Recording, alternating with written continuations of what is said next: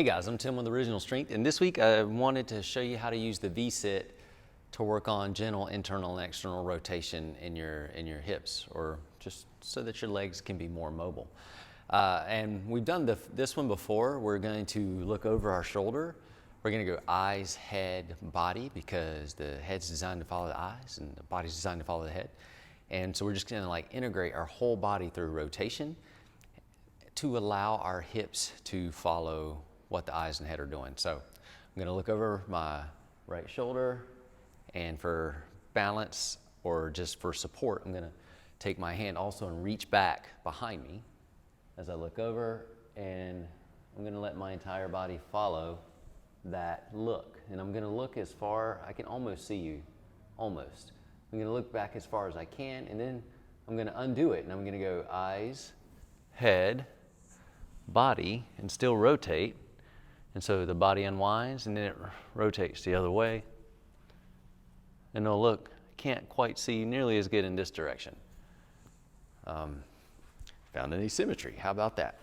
Those are normal, we all have them. So anyway, so it's eyes, head, body, and just let the spine follow the head, let the hips follow the spine. And if you can just let that foot continue to rotate over, come back, and then look over. Let that foot continue to rotate over. And that's eyes and head driven. But now I'm gonna actually lead with the leg. So I'm gonna take this leg, and I'm gonna take my knee and try to touch it to the floor right there.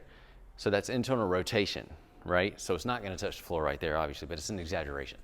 So I'm gonna internally rotate and try to drive that knee down to the floor, and see, you'll watch my hip is starting to internally rotate, and it's starting to take my pelvis and turn it that way. And I'm just gonna, it's creating a little bit of twist or torque up through my spine. I'm just gonna let my spine follow, and it takes me over. Now I'm gonna take that same leg and I'm gonna undo it. So I'm gonna try to take the back of my knee and touch it to the floor behind me, and it pulls me back. And then I'm gonna take this leg and try to touch that knee to the floor, and it wants to rotate my spine. And then I'm gonna take this knee, try to put it back on the floor.